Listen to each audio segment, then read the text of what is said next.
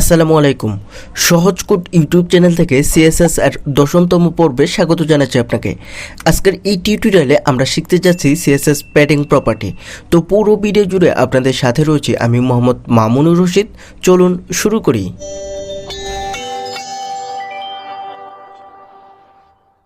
At first এটি জানা দরকার যে প্যাডিং কি। তো প্যাডিং বিষয়টিকে বোঝানোর জন্য আমি একটি নর্মাল টেক্সট নিয়েছি এবং এই টেক্সটের চারপাশে একটি বর্ডার দিয়ে দিয়েছি। এখন এই বর্ডার এবং কন্টেন্টের মাঝে যে দূরত্ব রয়েছে এই দূরত্বকে আমরা বলতে পারি প্যাডিং। তাহলে যদি একটু সংজ্ঞায়িতভাবে বলতে চাই যে প্যাডিং কি, তাহলে বলতে পারি প্যাডিং হচ্ছে HTML এলিমেন্টের বর্ডার এবং এলিমেন্টের মাঝখানে যে দূরত্ব রয়েছে তাকে আমরা বলতে পারি প্যাডিং। এখন এই বক্সের দিকে যদি আপনি লক্ষ্য করেন তাহলে দেখবেন চারটি সাইড রয়েছে। একটা হলো টপ, আরেকটা হলো রাইট, আরেকটা হলো বটম, আরেকটা হলো লেফট। তো এই টপ, রাইট, লেফট, বটম এগুলোকে সিএসএস এর ভাষায় বিভিন্ন নাম দেওয়া হয়েছে।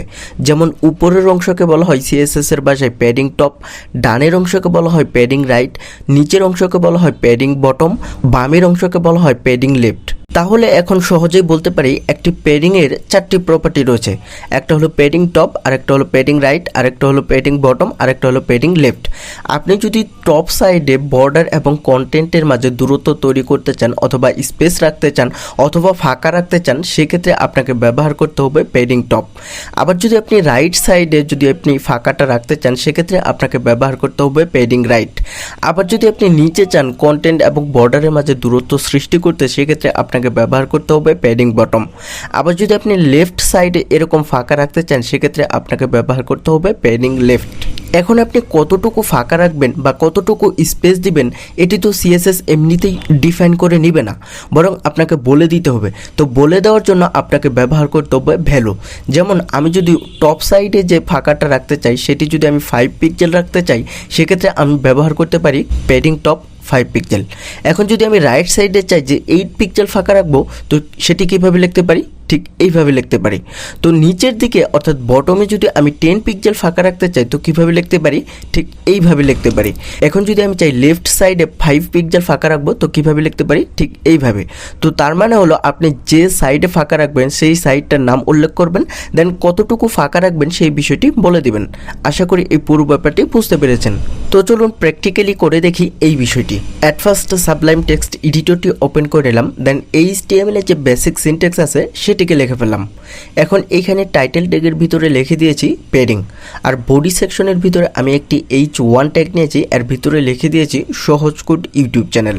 এখন এই H1কে সিলেক্ট করার জন্য এই টাইটেল ট্যাগের নিচে আমি লিখেছি স্টাইল। তো এই স্টাইলের ভিতরে আমি H1কে সিলেক্ট করেছি, দেন এর চারপাশে একটি বর্ডার দেওয়ার জন্য আমি লিখেছি বর্ডার। এই বর্ডারের উইথ দিয়েছি আমি 3 পিক্সেল, স্টাইল দিয়েছি সলিড এবং কালার দিয়েছি অরেঞ্জ। এখন বর্ডার কীভাবে দিতে হবে এই বিষয়টি যদি আপনি জেনে না থাকেন তাহলে আমার প্রিভিয়াস টিউটোরিয়ালগুলো দেখতে পারেন অথবা উপরে আই বাটনের লিঙ্ক দেওয়া থাকবে সেখান থেকে দেখে নিতে পারেন। এবার এই ফাইলটিকে সেভ করি। এবার ব্রাউজারে চলে যাই, দেখি কি আসে। দেখেন এইখানে চলে এসেছে। তো এইখানে এই সহজ কোড ইউটিউব চ্যানেল এই লেখার চারপাশে কিন্তু একটি বর্ডার চলে এসেছে অরেঞ্জ কালারের। তো অরেঞ্জ কালারের বর্ডার কেন আসলো এই বিষয়টি হয়তো আপনি বুঝে গেছেন। তো এখন আমি চাচ্ছি এই বর্ডার এবং সহজ কোড ইউটিউব চ্যানেল এই লেখার চারপাশে একটি স্পেস তৈরি করব। তো সেটি কিভাবে করতে পারি? তো সেটি করার জন্য সাবলাইমে চলে গেলাম। এখন আপনাকে চিন্তা করতে হবে আপনি বর্ডারের ভিতরে স্পেস তৈরি করবেন না বর্ডারের বাইরে স্পেস তৈরি করবেন। তো আমি যেহেতু এই টিউটোরিয়ালে বর্ডারের ভিতরে স্পেস তৈরি করব তো সেই জন্য আমি ব্যবহার করব প্যাডিং, আর পরবর্তী টিউটোরিয়ালে আমি দেখাবো কিভাবে বাইরে স্পেস তৈরি করতে হবে এই বিষয়টি। এখন বর্ডারের ভিতরে যে টপ আছে এই টপের ভিতরে অর্থাৎ উপরের অংশে কতটুকু স্পেস বা ফাঁকা জায়গা থাকবে এই বিষয়টি বলে দিতে হবে। তো সেটির জন্য এইখানে লিখে ফেললাম প্যাডিং টপ। এবার আপনাকে বলে দিতে হবে যে কতটুকু ফাঁকা জায়গা থাকবে। তো আমি যেহেতু চাচ্ছি 10 পিক্সেল ফাঁকা জায়গা থাকবে তো সেই জন্য এইখানে লিখে ফেললাম 10 পিক্সেল। এবার এই ফাইলটাকে সেভ করি, সেভ করে ব্রাউজারে চলে যাই। দেখেন এইখানে চলে এসেছে। এইখানে একটু আগেই কিন্তু এই লেখাটি অর্থাৎ সহজ কোড ইউটিউব চ্যানেল এই লেখাটি এই বর্ডারের সাথে লেগেছিল, কিন্তু এখন দেখেন বর্ডার থেকে একটু দূরে সরে এসেছে। তো দূরে সরে আসার কারণ কি? কারণ হলো আমরা বলে দিয়েছি বর্ডারের ভিতরে যে জায়গা থাকবে তার ভিতরে 10 পিক্সেল জায়গা ফাঁকা থাকবে। তো এই জন্য এখানে ফাঁকা তৈরি হয়ে গেছে। তো আবার আমরা সাবলাইমে চলে গেলাম। এবার আমি চাচ্ছি রাইট সাইডে ফাঁকা জায়গা তৈরি করব। তো সেই জন্য এখানে লিখে ফেললাম প্যাডিং রাইট। এবার আমাকে বলে দিতে হবে কতটুকু জায়গা ফাঁকা থাকবে। তো আমি যেহেতু চাচ্ছি 20 পিক্সেল ফাঁকা থাকবে, তো সেই জন্য এখানে লিখে দিলাম 20 পিক্সেল। এবার নিচে আসি, নিচে এসে এবার আমাকে বলে দিতে হবে যে আমি নিচের অংশে কতটুকু জায়গা ফাঁকা রাখবো। তো সেই বিষয়টিকে বলে দেওয়ার জন্য এখানে লিখে ফেললাম প্যাডিং বটম। এবার আমাকে বলে দিতে হবে কতটুকু জায়গা ফাঁকা থাকবে। তো আমি যেহেতু চাচ্ছি 30 পিক্সেল ফাঁকা থাকবে, তো সেই জন্য এখানে লিখে দিলাম 30 পিক্সেল। এবার আমি চাচ্ছি যে লেফট সাইডে ফাঁকা তৈরি করব, তো সেই জন্য এখানে লিখে দিলাম প্যাডিং লেফট। এবার আমাকে বলে দিতে হবে যে কতটুকু ফাঁকা জায়গা থাকবে। তো আমি যেহেতু চাচ্ছি 40 পিক্সেল ফাঁকা থাকবে, তো সেই জন্য এখানে লিখে দিলাম 40 পিক্সেল। এবার এই ফাইলটাকে সেভ করি, সেভ করে ব্রাউজারে চলে যাই। দেখেন এইখানে চলে এসেছে। তো এইখানে এই সহজ কোড ইউটিউব চ্যানেল এই লেখাটি কিন্তু একটু আগেই নিচে বর্ডারের সাথে লেগেছিল, কিন্তু এখন দেখা যাচ্ছে যে একটু ফাঁকা জায়গা তৈরি হয়েছে। তো এই ফাঁকা জায়গা কিভাবে তৈরি হলো? ফাঁকা জায়গা তৈরি হয়েছে প্যাডিং প্রপার্টির মাধ্যমে। তো এইখানে যে উপরের অংশ রয়েছে এইখানে 10 পিক্সেল ফাঁকা রয়েছে। আবার যদি আপনি ডান সাইডে লক্ষ্য করেন তাহলে দেখবেন 20 পিক্সেল ফাঁকা রয়েছে। আবার নিচের দিকে যদি আপনি লক্ষ্য করেন তাহলে দেখবেন 30 পিক্সেল ফাঁকা রয়েছে। এবং আপনি যদি লেফট সাইডে লক্ষ্য করেন তাহলে দেখবেন 40 পিক্সেল ফাঁকা রয়েছে।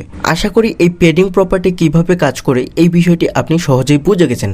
কিন্তু একটি বিষয় লক্ষ্য করেন, আমরা যদি প্যাডিং দিতে চাই সেক্ষেত্রে আমাকে 4টি প্রপার্টি লিখতে হচ্ছে একসাথে।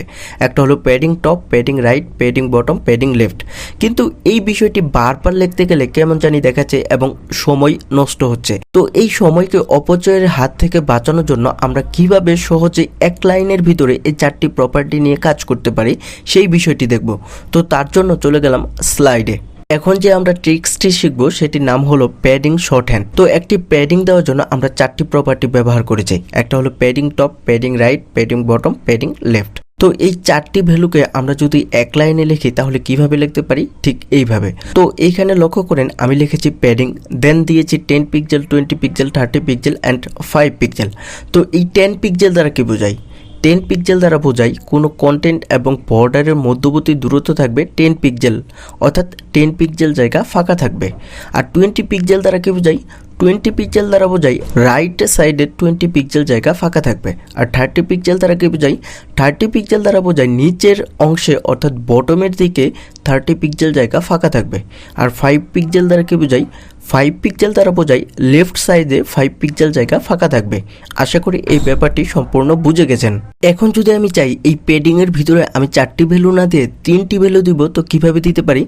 ঠিক এইভাবে দিতে পারি। তো এইখানে লক্ষ্য করেন আমি দিয়েছি 10 পিক্সেল। তো এই 10 পিক্সেল দ্বারা বোঝাই টপ অংশে 10 পিক্সেল জায়গা ফাঁকা থাকবে। আবার দিয়েছি 20 পিক্সেল। তো এই 20 পিক্সেল দ্বারা বোঝাই রাইট সাইডে 20 পিক্সেল জায়গা ফাঁকা থাকবে। আবার দিয়েছি 30 পিক্সেল। তো এই 30 পিক্সেল দ্বারা বোঝায় নিচের অংশে 30 পিক্সেল জায়গা ফাঁকা থাকবে। এবার আসি লেফট সাইডের দিকে। তো লেফট সাইডে আমরা তো কোনো ভ্যালু ব্যবহার করিনি, তাহলে কতটুকু জায়গা ফাঁকা থাকবে? তো এই বিষয়টিকে ম্যানেজ করার জন্য একটি কথা সবসময় মনে রাখবেন, টপের সাথে বটমের সম্পর্ক আর লেফটের সাথে রাইটের সম্পর্ক। তো এইখানে লক্ষ্য করেন আমি রাইট সাইডে লিখেছি 20 পিক্সেল, তার মানে রাইট সাইডে 20 পিক্সেল জায়গা ফাঁকা রেখেছি। এখন যেহেতু রাইটের সাথে লেফটের সম্পর্ক, তো সেই জন্য লেফট সাইডেও 20 পিক্সেল জায়গা ফাঁকা থাকবে। আশা করি এই ব্যাপারটি বুঝে গেছেন। এবার যদি আমি চাই 3টি ভ্যালু ব্যবহার করব না, বরং আমি 2টি ভ্যালু ব্যবহার করব, তো কিভাবে লিখতে পারি? ঠিক এইভাবে লিখতে পারি। তো এইখানে লক্ষ্য করেন আমি লিখেছি 10 পিক্সেল এবং 20 পিক্সেল। তো এই 10 পিক্সেল দ্বারা বোঝাই টপ সাইডে 10 পিক্সেল জায়গা ফাঁকা থাকবে। আর 20 পিক্সেল দ্বারা বোঝাই রাইট সাইডে 20 পিক্সেল জায়গা ফাঁকা থাকবে। এবার আসি বটমের দিকে। তো আমরা জানি টপের সাথে বটমের সম্পর্ক, তো সেই জন্য এই বটমেও 10 পিক্সেল জায়গা ফাঁকা থাকবে। এবার আসি লেফট সাইডে। তো লেফট সাইডে কতটুকু জায়গা ফাঁকা থাকবে? লেফট সাইডে 20 পিক্সেল জায়গা ফাঁকা থাকবে, কেননা আমরা রাইট সাইডে 20 পিক্সেল জায়গা ফাঁকা দিয়েছি। তো এই জন্য এটি ডিফল্টভাবে চলে আসবে। আশা করি এই ব্যাপারটিও আপনি বুঝে গেছেন। এবার যদি আমি চাই 2টি ভ্যালু ব্যবহার করব না, বরং আমি একটি ভ্যালু ব্যবহার করব, তো সেটি কিভাবে লিখতে পারি? ঠিক এইভাবে লিখতে পারি। তো এইখানে লিখে দিয়েছি আমি 10 পিক্সেল। তো এই 10 পিক্সেল দ্বারা বোঝাই কন্টেন্ট এবং বর্ডারের মধ্যবর্তী দূরত্ব থাকবে 10 পিক্সেল, অর্থাৎ চারপাশেই 10 পিক্সেল দূরত্ব বজায় থাকবে। যেমন টপ সাইডেও 10 পিক্সেল থাকবে, রাইট সাইডেও 10 পিক্সেল থাকবে, বটমেও 10 পিক্সেল থাকবে এবং লেফট সাইডেও 10 পিক্সেল জায়গা ফাঁকা থাকবে। আশা করি এই পুরো ব্যাপারটা বুঝে গেছেন। তো চলুন আবার প্র্যাকটিক্যালি করে দেখি, তাহলে এই বিষয়টি বুঝতে আরেকটু সুবিধা হবে। এবার এই প্যাডিং সম্পর্কে যে 4টি প্রপার্টি ইউজ করেছিলাম একটু আগে, এই প্রপার্টিগুলো আমি তুলে দিলাম, কেননা আমি চাচ্ছি এখন শর্ট হ্যান্ড ব্যবহার করব। তো সেই জন্য এইখানে লিখে ফেললাম প্যাডিং। দেন আমাকে বলে দিতে হবে যে প্যাডিংয়ের কতটুকু ভ্যালু হবে, অর্থাৎ কতটুকু জায়গা ফাঁকা থাকবে। তো আমি যেহেতু চাচ্ছি একটি বর্ডার এবং কন্টেন্টের মধ্যবর্তী দূরত্ব থাকবে সব দিক দিয়ে 10 পিক্সেল, তো সেই জন্য এইখানে লিখে দিলাম 10 পিক্সেল। এবার এই ফাইলটাকে সেভ করে ব্রাউজারে চলে যাই। দেখেন এইখানে চলে এসেছে। তো এইখানে লক্ষ্য করেন বর্ডার এবং কন্টেন্ট অর্থাৎ সহজ কোড ইউটিউব চ্যানেল, এই লেখার মধ্যবর্তী দূরত্ব কিন্তু 10 পিক্সেল। উপরের সাইডেও 10 পিক্সেল, ডান সাইডেও 10 পিক্সেল, নিচের দিকেও 10 পিক্সেল এবং লেফট সাইডেও 10 পিক্সেল। আশা করি এই ব্যাপারটি বুঝতে পেরেছেন। এবার আমি চাচ্ছি দুইটি ভ্যালু ব্যবহার করব, তো তার জন্য সাবলাইমে চলে যাই। এবার এই 10 পিক্সেলের পাশে লিখে দিলাম 20 পিক্সেল। এবার এই ফাইলটিকে সেভ করে ব্রাউজারে চলে যাই। দেখেন এইখানে চলে এসেছে। তো এইখানে যে উপরের অংশটুকু আছে, এই উপরের অংশে 10 পিক্সেল জায়গা ফাঁকা রয়েছে। এবার যদি আমরা রাইট সাইড দিকে লক্ষ্য করি তাহলে দেখব যে অনেকটুকু জায়গা ফাঁকা রয়েছে। তো এইটুকু জায়গা ফাঁকা থাকার কারণ হলো এইখানে কোনো টেক্সট নাই। তো এইখানে ফাঁকা জায়গা বা স্পেস মূলত আছে 20 পিক্সেল। তো এই 20 পিক্সেলকে কিন্তু এখন সহজভাবে বোঝা যাচ্ছে না। তো আমরা যখন লেফট সাইডে এই 20 পিক্সেলকে লক্ষ্য করব তখন কিন্তু এই বিষয়টি সুস্পষ্ট হয়ে যাবে। তো এবার আসি নিচের দিকে। তো নিচের দিকে কতটুকু জায়গা ফাঁকা আছে বলেন তো? হ্যাঁ, 10 পিক্সেল। এবার আসি লেফট সাইডে। তো আমরা যেহেতু রাইট সাইডে 20 পিক্সেল ব্যবহার করেছি, তো সেই জন্য এই লেফট সাইডে 20 পিক্সেল জায়গা ফাঁকা রয়েছে। দেখেন 10 পিক্সেলের থেকে একটু কিন্তু বেশি মনে হচ্ছে। তো সহজেই বুঝতে পারি যে এখানে 20 পিক্সেল রয়েছে। আশা করি এই ব্যাপারটিও আপনি বুঝে গেছেন। এবার আমি চাচ্ছি 3টি ভ্যালু ব্যবহার করব। তো তার জন্য সাবলাইমে চলে গেলাম। এখন এই 20 পিক্সেলের পাশে লিখে দিলাম 30 পিক্সেল। এবার এই ফাইলটাকে সেভ করে ব্রাউজারে চলে আসি। দেখেন এইখানে চলে এসেছে, কিন্তু একটু আগে কিন্তু নিচের দিকে একটু স্পেস কম ছিল, কিন্তু এখন মনে হচ্ছে একটু স্পেস বেশি রয়েছে। তো এই বেশি থাকার কারণটি আমি ব্যাখ্যা করছি। সবার প্রথমে আসি 10 পিক্সেলের দিকে। তো উপরে রয়েছে 10 পিক্সেল, দেন আমরা ব্যবহার করেছি 20 পিক্সেল। তো এই জন্য রাইট সাইডে 20 পিক্সেল স্পেস রয়েছে। এবার আসি বটমের দিকে অর্থাৎ নিচের দিকে। তো নিচের দিকে আমরা ব্যবহার করেছিলাম 30 পিক্সেল। তো 30 পিক্সেল ব্যবহার করাই এইখানে স্পেসটা এখন বেশি হয়ে গেছে, কেননা 30 পিক্সেল 20 পিক্সেলের থেকে বেশি। তো এই জন্য এখানে স্পেসটা বেশি মনে হচ্ছে। এবার আসি লেফট সাইডের দিকে।